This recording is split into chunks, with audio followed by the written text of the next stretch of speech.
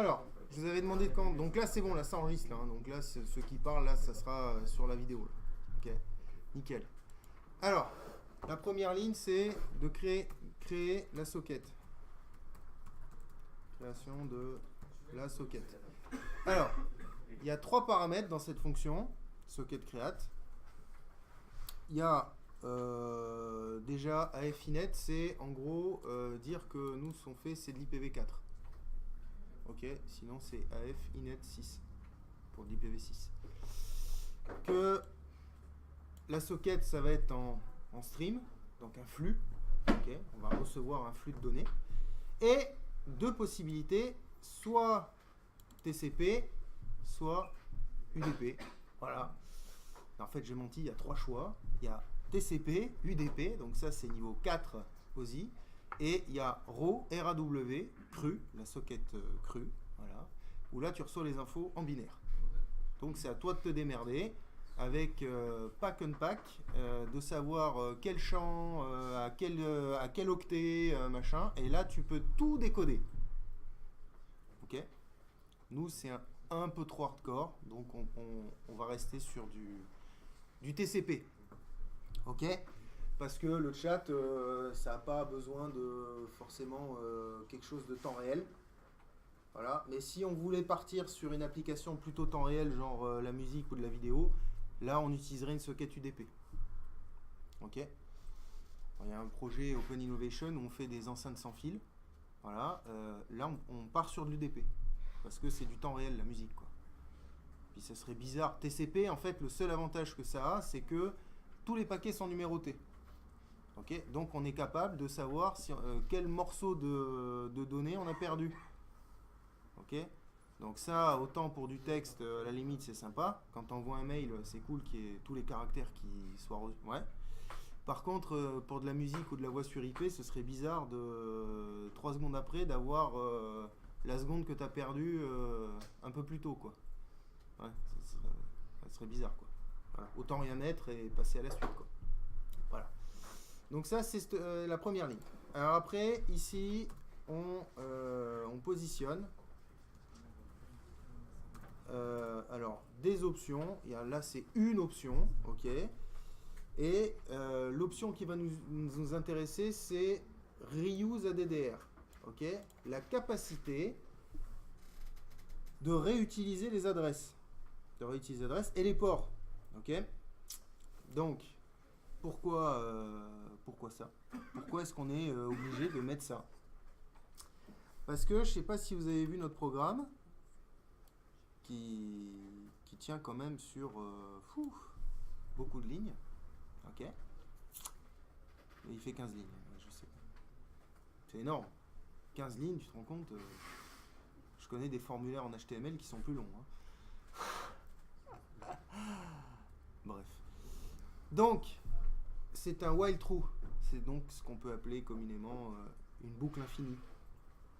Nous n'allons jamais, à part en sortant le fusil à pompe et en tuant le programme, on va jamais sortir de cette boucle. 1 sera jamais différent de 1. While 1, c'est while true, quoi. Donc, nous ne passerons jamais dans socket close. Ouais. Donc, en fait, comme des gros salles, on ouvre une socket et en fait, on la ferme jamais, la socket. Ouais. Donc, elle reste en time wait. C'est un état. Ok. Alors, ça, on peut l'avoir très facilement. Hein, si on fait socket state, on voit les états des sockets en image. Oula, ouais. Voilà. Vas-y, pas trop compliqué.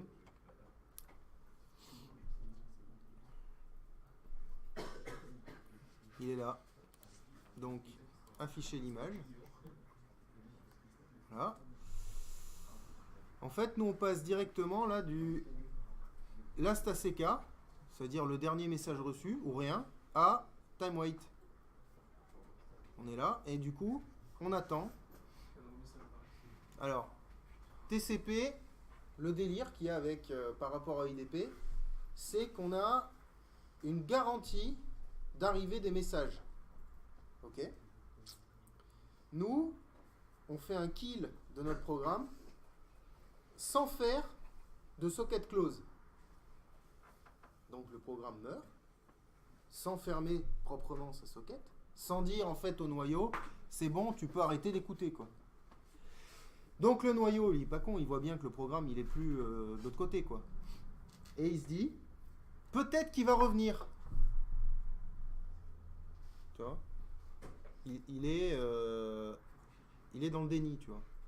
Les 5 phases. Ok. Là, il est dans le déni. Donc, au bout d'une minute, il est passé par toutes les étapes du deuil et à l'acceptation, quoi. Ok.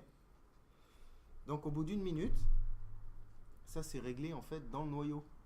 Dans le noyau, c'est réglé. Ça, tu peux le changer, quoi. Vous pouvez tomber sur des tutos là sur internet où les mecs ils règlent ça à 1 seconde, quoi. Toi, mais juste parce qu'ils ont absolument rien compris à comment les sockets fonctionnaient. Du coup, ils touchent des paramètres du noyau comme ça et ils touchent au moteur de la voiture sans vraiment savoir comment il marche, quoi. Ok, donc ça c'est dangereux, quoi. De manière générale, ne touchez pas aux paramètres du noyau, quoi.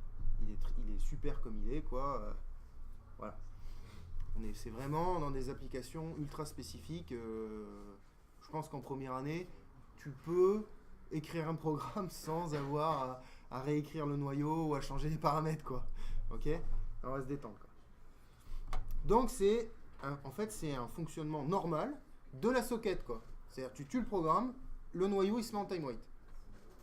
Alors nous on va contrecarrer ça en mettant une option dans notre socket en disant on peut réutiliser cette socket sans avoir à attendre 1 minute. Et ça c'est SO comme socket, underscore et reuse ADDR. Ok, nickel. Alors, là ici, socket bind, qu'est-ce qu'on fait? 0, 0, 0, 0. C'est particulier ça comme adresse IP. C'est toutes les adresses IP. Donc c'est écoute sur le port 1, 2, 3, 4 sur toutes les adresses.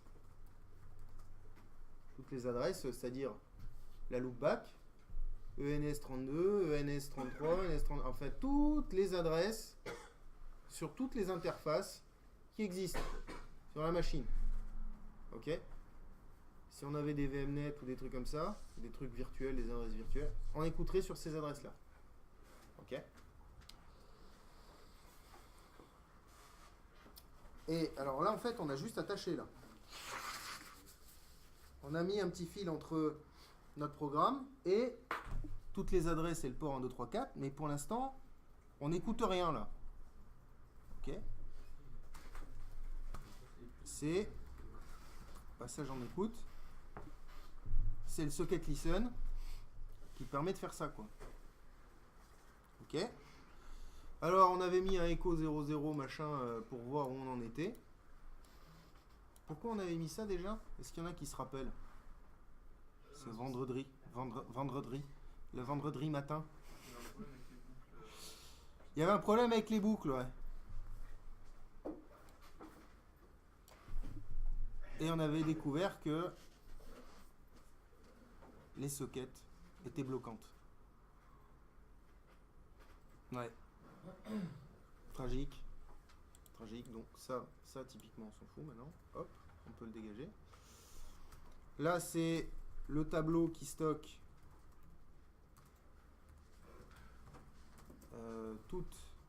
qui stocke les sockets des clients, on va dire ça. Ok. Très bien. Parce que on est passé d'un mode mono utilisateur, enfin mono client, à multi client. Ok. Il y avait une première version du code qui était beaucoup plus simple que ça. Ok. Là c'est $socket, c'est quoi là? C'est la socket de qui? Là, il faut bien comprendre que je suis dans un... c'est le premier programme que vous écrivez comme ça, hein, bien sûr. Hein, je suis d'accord, hein, les formulaires c'est génial, mais là on est dans un délire complètement différent. Hein, c'est du PHP, hein, c'est exactement le même langage de programmation, mais c'est un autre délire. Là, ce qu'on écrit, c'est un programme client-serveur. Ok, comme HTTPD, comme DHCPD, comme tous les D. Ok. En gros, là, on fait la partie qui écoute sur un port et qui guette les connexions des clients. Ouais. Donc, comme DHCPD ou HTTPD qui écoute sur le port TCP80, en gros, là, il va y avoir une socket. C'est celle qui écoute. C'est la socket du serveur, quoi. Ouais. C'est celle-là, là. Ligne 16, celle qu'on passe en non bloquant, c'est la socket du serveur. C'est la même qu'on utilise ici, là. Ouais. Ok. Cette socket, elle va me permettre quoi? Est-ce que je peux écrire du texte dedans ou pas? Est-ce qu'elle est connectée finalement à quelque chose sur une autre machine?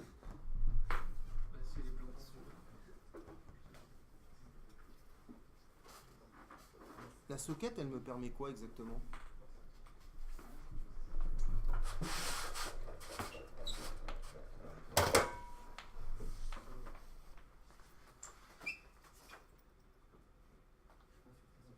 Ouais. J'appuie plus fort, c'est ça? Prends-moi mes stylos Arnaud, s'il te plaît. C'est bon. Merci. Donc, moi je suis là, ok. Je suis sur mon Linux, ok. Mon Linux, il a plusieurs interfaces, ok. Et il a une interface, on s'en fiche, ENS 32. Voilà, très bien. Ok. Si je fais un zoom là-dessus, j'ai un programme. Alors moi, le mien, il s'appelle test.php, ok. Bah, il peut s'appeler comme on veut, on s'en fiche. Ouais. Bah, le rouge, c'est moyen. Hein. Le rouge, c'est moyen, je vous le dis. Ok.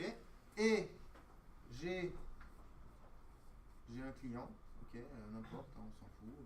Voilà, un client Windows ou un client Linux, enfin. Une machine ailleurs. Ok. Là, ici, je suis en écoute sur une adresse, l'adresse du serveur. Ok. 2.1234. Ok. D'où l'avantage, l'adresse du serveur, en fait, je sais même pas ce que c'est. Moi, quand j'écris mon programme sur ma petite machine et que je vais le mettre sur Internet pour que les gars téléchargent mon programme, j'en ai absolument aucune idée de quelle va être leur adresse IP. Ouais. Donc ça j'ai compris, c'est 0.0.0. Ok. Dans le code, ça me permet d'en avoir rien à faire sur quelle adresse IP il est. Ça va marcher, quoi. Très bien. Et à l'autre bout, j'ai un client là qui va écouter sur une autre adresse IP. Adresse IP du client, par exemple. Voilà. Et ça va monter une connexion, ok, qui peut ressembler à un espèce de tuyau, comme ça. Voilà. Ça, c'est régi par des lois. Oui, tout à fait. Un modèle qui s'appelle le modèle OSI. Super. Ça fait plaisir. Ça fait plaisir. Et vous voyez où là, les mecs qui disent non, moi je fais dev, je fais pas réseau ou inversement, en fait c'est mort, ça marche pas parce que même quand tu codes, si, ou alors tu fais une application qui va rester dans son coin et qui fait rien, quoi, qui écoute pas sur le monde externe, quoi. Donc en fait, genre le mec qui va coder le démineur, lui, ok, très bien, il fait pas de réseau, il s'en fout, quoi.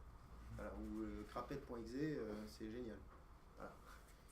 Par contre, dès que tu veux faire un truc bien avec des gens qui se connectent, parce que là, il n'y en a qu'un, mais il pourrait y en avoir un deuxième, hein, il pourrait y en avoir plein, quoi. Hein. Très bien. Tu as besoin, en fait, tu as besoin d'une socket. Tu as besoin d'une socket quand tu veux faire ça. La socket, elle va régir la partie qui va écouter ici, là. Qui va écouter sur l'extérieur. Là, ici, là, il y a une socket. Là. Ok. Là, ici, il y a une socket. La socket, elle fait le lien entre là ici c'est quoi? Là ici c'est mon OS, c'est mon système d'exploitation. Et là c'est la partie réseau quoi. Là ici c'est le network quoi. Ouais. Bah, la socket elle fait le lien ici entre les deux là. Ah, elle est là en fait. Je me suis un peu enjaillé, là j'ai mis qu'elle était là, mais en fait elle est juste là la socket. Et elle me permet à moi, développeur, d'aller récupérer quoi? Les programmes informatiques, quand ils communiquent, ils envoient quoi comme type de données? Bah, ouais, sûrement. Sûrement, je sais pas, ok. J'utilise le protocole, je sais pas, le protocole. Attends, il faut que je rebascule du coup. Voilà, le protocole HTTP. Voilà. Genre. Je rallume le vidéoprojecteur. Voilà. J'ai pas besoin de baisser le truc. Ça, c'est quoi? Attention, roulement de tambour, claquement de cymbales. Ça, c'est quoi? C'est du texte. Du texte. Bravo. Du texte. Ça, c'est du texte. Ouais. Ceci est du texte. Donc en fait, les programmes informatiques, quand ils communiquent entre eux, ils envoient du putain de texte. GG. Vous avez compris l'histoire de l'informatique, c'est du texte. Ok? Ah! Alors ce texte, on lui a donné une signification particulière pour que le navigateur, quand il le reçoit, il formate ça proprement. Mais parce que nous, humains, on est absolument nuls pour lire du texte. Ça, ok. Ça, je suis entièrement d'accord. Ok. Est-ce que nous, pour notre serveur de chat, par exemple, on va être obligé d'envoyer un truc aussi compliqué? Non. Non. Firefox, il fait comment, là? Mais là, ce texte, il vient d'où? Il est dans mon Firefox ou ce texte, il vient de MyLearningBox là? .réseau-cd.fr/login/index.php là. Ce texte, il vient d'où là? Il vient de MyLearningBox. Donc, tu veux dire que là-bas, il y a un programme qui guette mon Firefox là. Quand je vais foutre ça dans l'URL, Firefox, il ouvre une socket sur le port, comme c'est HTTPS, TCP 443, et à l'autre bout, le programme, il répond du texte. Bah si. Comment il s'appelle le programme d'ailleurs à l'autre bout? Si c'est un Linux. Un exemple. Comment il pourrait s'appeler? Comment on a fait nous pour afficher une page HTML? Comment? Ouais, HTTPD. C'est un putain de serveur Apache qui tourne là-bas quoi. C'est un programme. Avec un contexte d'exécution, avec les mêmes problématiques que nous, c'est-à-dire que s'il doit gérer plusieurs Firefox en même temps, ce qui peut arriver, hein, Facebook, ils en ont 2-3 gérés en même temps, des clients. Ouais, des millions, ok. Donc très certainement qu'ils ont des forks, des threads, eux, ils sont absolument à fond dans tout ce qui est exécution parallélisée, quoi. Allez, d'accord, hein. Des sockets, ils devraient en avoir quelques-unes d'ouvertes en même temps, quoi. Ouais, pour envoyer du texte, quoi.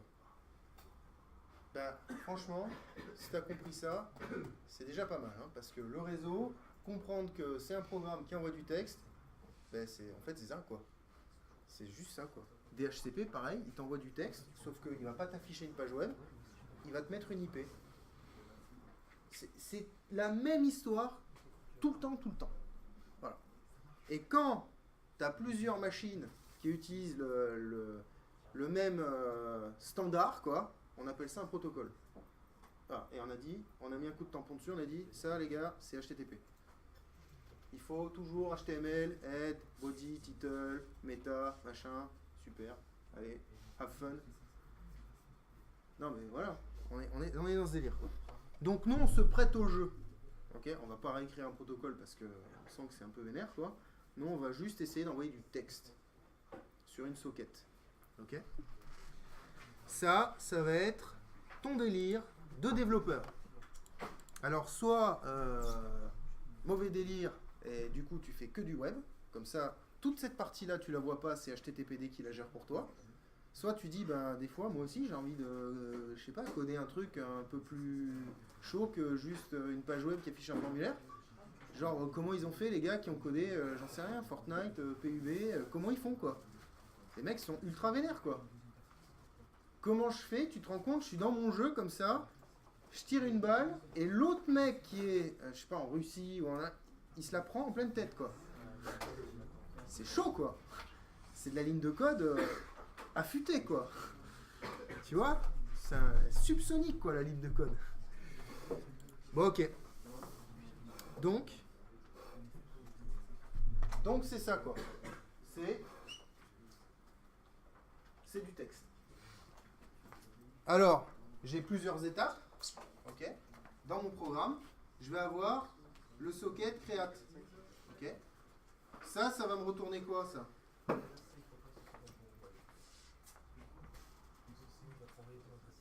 fait toujours plaisir. Ça va me retourner un objet, ça. Un objet de type socket. Alors, ok, donc ça, ce truc-là, ça va être dans mon PHP, ça. PHP, il me simplifie énormément les choses. En fait, il me cache la réalité PHP.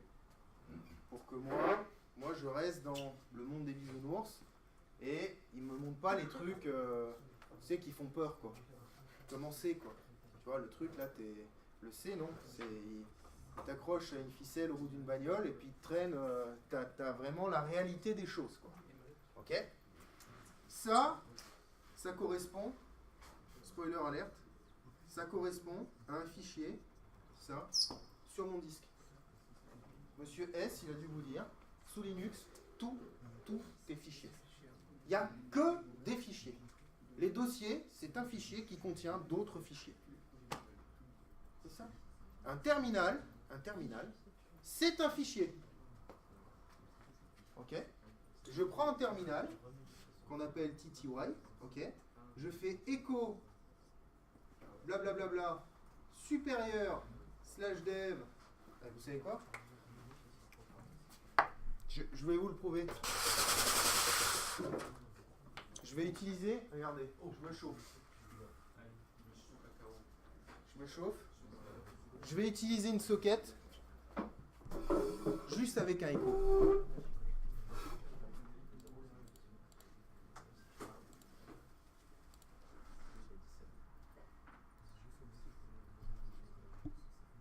Je prends n'importe quelle machine, je m'en fous. Très bien. Allez, celle qu'on a faite la dernière fois. Il faut juste que je récupère son adresse qui était... Je sais pas ce que c'était. S'il vous plaît. Oui, voilà, merci. C'est juste, sinon ça fait trop de bruit après sur YouTube et on n'arrive pas à entendre. Et ça fait pas assez de vues, ça? Non, bah ça, pas assez de vues, ça je m'en fiche. Hein. La vidéo, je te dis, je la fais pas pour moi. Hein. Non. Ouais, tu vois. J'en perds mon mot de passe. Très bien. Ouais, super, c'était password. Alors, comment je fais pour voir les process? Là c'est les commandes. Eh les gars, là, fin de premier semestre. Là, c'est impossible. Impossible, j'en sais rien. Là, faites quelque chose, quoi. Là, les commandes pour les commandes de base, quoi. Pour lister les processus, regarder les process qui écoutent sur quel port, tuer un processus, enfin. Là, il faut que vous vous aidiez, quoi. Moi, je peux pas vous aider.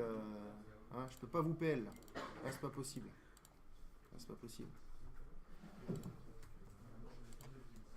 Alors, s'il te plaît, Nathan. Merci. Donc, moi, je me connecte en SSH.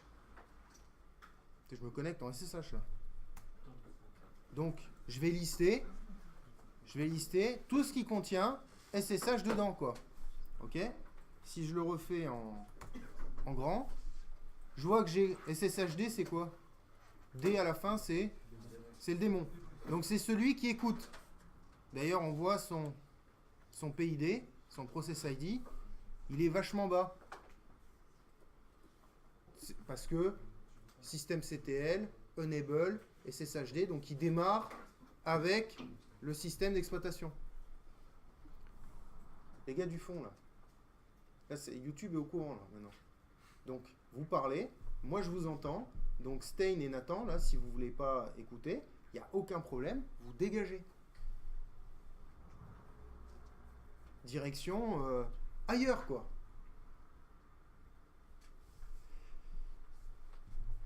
Donc, c'est le démon qui écoute. Très bien. Donc, c'est pas ça. Le dernier truc, c'est marqué quoi?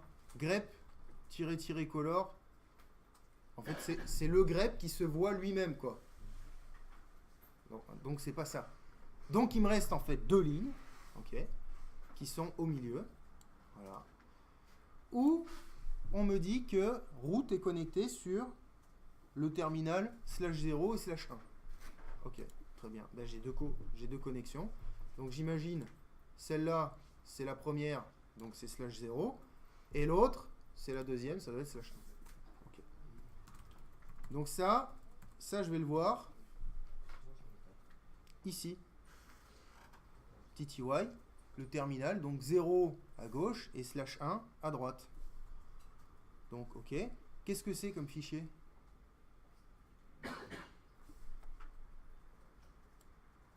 C'est...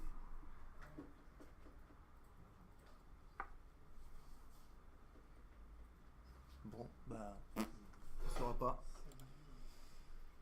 On saura pas, mais il y a un moyen quand même assez facile de l'avoir, hein.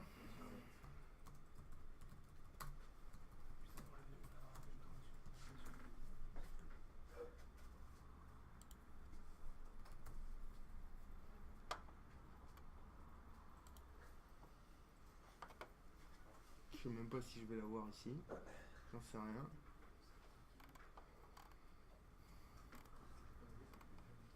C'est caractère device.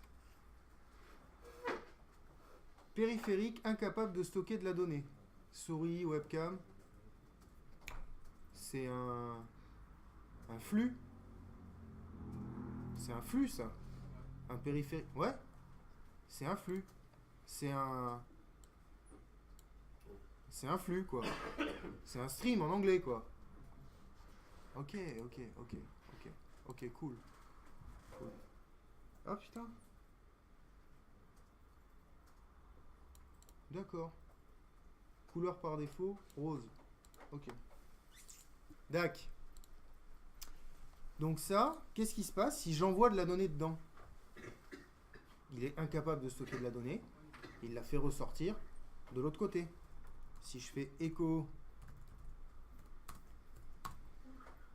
là-dedans, alors, ok, c'était peut-être S1. C'était peut-être celui-là, en fait. Bon. D'accord. Ah, c'est PTS. C'était PTS quelque chose? C'était PTS1, merci. Donc c'était /dev, TTY. Ah non, c'est PTS, j'ai mis. Voilà, autant pour moi. Et c'était 1. Ouais. Le serveur de chat le plus simple du monde, quoi. On est d'accord?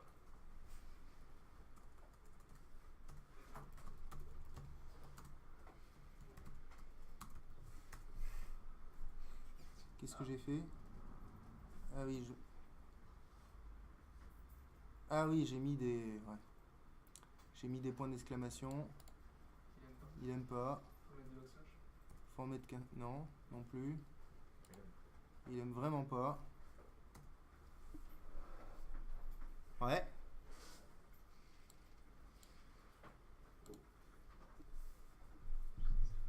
C'est incroyable, hein.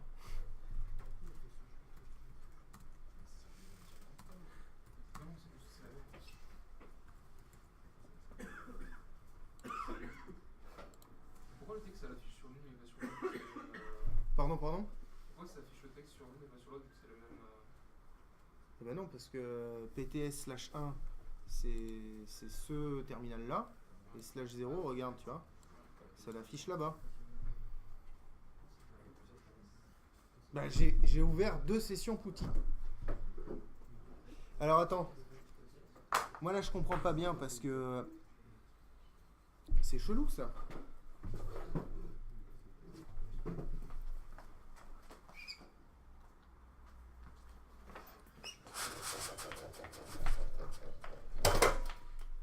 Moi quand je fais écho de ça, PTS/1,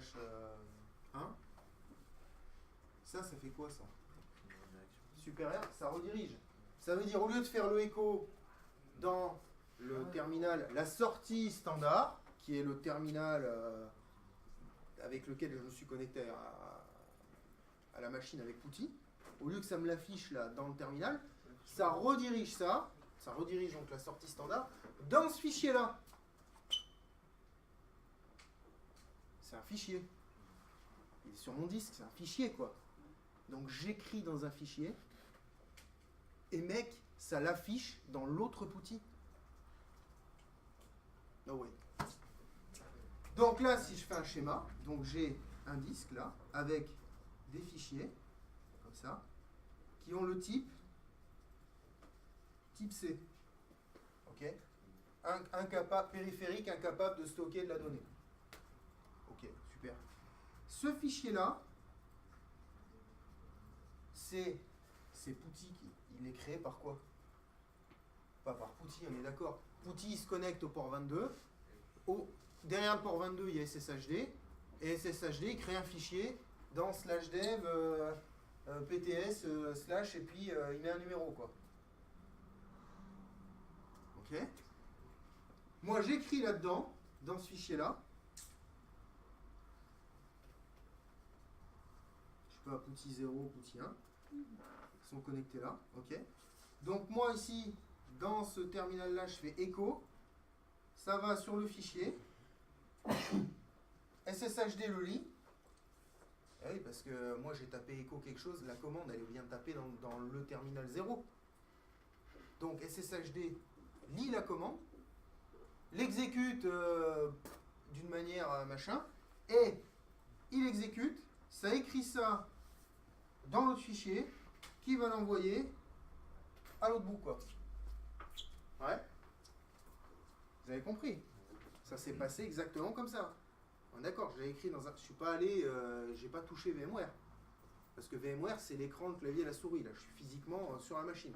J'étais pas physiquement sur la machine. Donc en fait, j'étais à l'autre bout du monde. Ok, et je me suis connecté à la machine à travers quoi, là? Là, ici, il y a SSHD, là. Là, ici, c'est quoi, ça? Ça, mec, c'est une socket. C'est une socket. Je vais même être plus précis, c'est une socket TCP sur le port 22. Et ça, là, on a dit c'est le protocole SSH. Ouais. Mais là, il y a aussi SSHD, là. Ça, là. Là, pour sortir à l'autre bout, là. Et c'est quoi, ça? C'est une putain de socket, mec. C'est abusé, quoi. Abusé, quoi. En fait, des sockets, il y en a partout. Partout. Partout, il n'y a que des sockets, quoi. Tu vas à Intermarché, il y a des sockets. Gilets jaunes, il y a des sockets, quoi. Donc,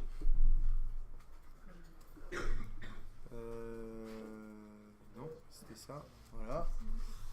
Donc, comment je fais pour voir ça? Impossible qu'il n'y ait pas, je puisse pas là, il n'y ait pas une commande, en live, je vois toutes les sockets qui sont sur la machine. C'est socket statistique, SS-A, je veux toutes les sockets, même celles que moi, utilisateur root, j'ai pas créées. Oui, parce que si je veux voir les sockets que SSHD a créées, certainement qu'il faut que je mette A. C'est du TCP, donc T.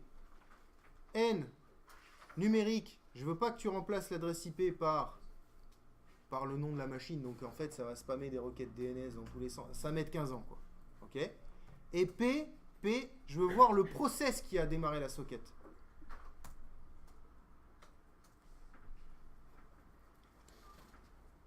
Ça, c'est quoi ça?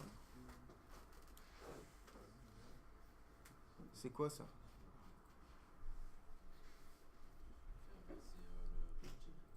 Estab.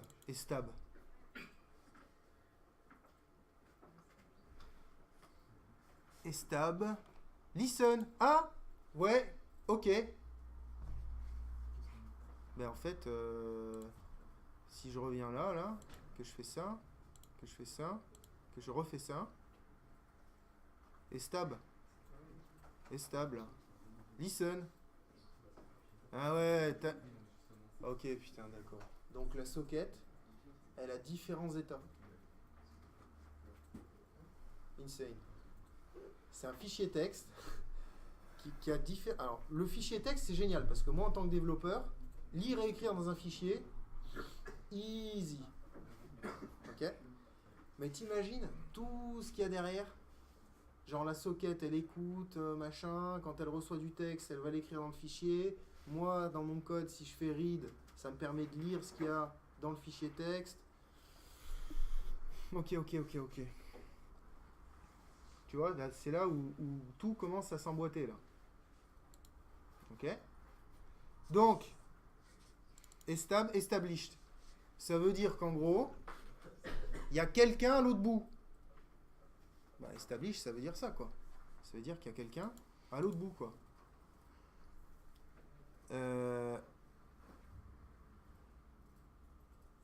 Ok. C'est quoi cette adresse-là?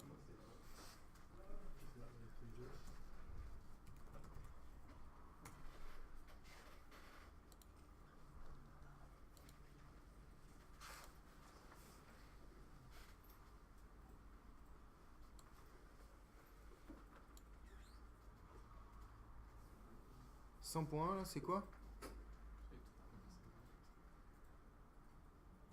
Bah, je sais pas, je suis où, là? Là, je suis où, là? Là, c'est mon Windows, là. Donc ça, c'est l'adresse IP de mon Windows, quoi. Ok. Donc là, tu es en train de me dire que il est au courant, là, de qui vient de se connecter, là. Bah ouais. Bah 100.1, il m'a dit que c'était moi qui...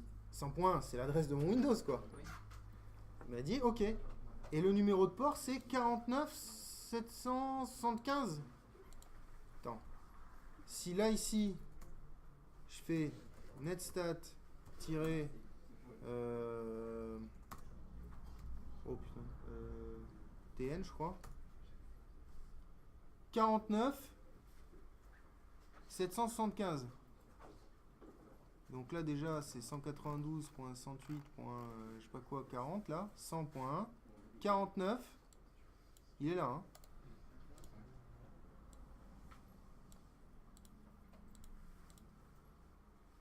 Et il est connecté à l'autre bout sur le 100.40 qui est l'adresse IP de ma VM sur le port 22 dans l'état established. Putain, génial. C'est génial. Là, j'ai l'état de toutes les sockets, quoi. Comme ça. Je lance une commande. Le système d'exploitation, c'est lui qui tient ça à jour. Tu comprends bien que moi, quand je fais create, j'ai rien fait. J'ai lancé, je fais un appel système, et lui, par la magie de Noël ou d'Internet, il crée un fichier texte qui bind sur un port après quand j'appelle bind, et qui met dans l'état listen quand j'appelle la fonction listen, quoi. Et dès que j'appelle la fonction accept, ça passe le truc en establish, quoi. Mais du coup là, il y a plusieurs sockets, là. Il y en a une, étoile 22, là, SSHD. C'est ça qui est important, là, qu'il faut comprendre, là. C'est qu'il y en a une qui va jamais changer de l'état listen. Celle-là, elle sert à quoi? Celle-là, elle sert à réceptionner les connexions des clients. Et une fois que le mec est connecté, Mais c'en est une deuxième. C'est une deuxième socket, ça. Ah bah, il y a deux lignes. Il y a deux lignes. Sûrement, c'en est une deuxième. Hein. Sinon, il n'y aurait qu'une ligne. Hein. Ouais. Donc en fait, ça va me créer une nouvelle socket à chaque fois que j'ai quelqu'un qui va se connecter. Ouais. Alors si moi, dans mon code, je veux qu'elle soit pas bloquante, bah, il faut que je fasse non-block à chaque fois qu'il y a un mec qui se connecte, quoi. Sinon, sûrement, la socket, elle va rester dans son état bloquant, quoi. Ouais. Donc ce socket set non-block, je repose ma question, puisque depuis 30 minutes là que je vous parle, j'avais quand même une question à la base. C'était ça. Ça, c'est la socket de quoi? La socket de l'utilisateur qui a été créée. La socket de l'utilisateur qui a été créée, il est là. $C. Ça, c'est la socket qui sera dans l'état listen toute sa vie et qui va attendre, qui va guetter les connexions des clients.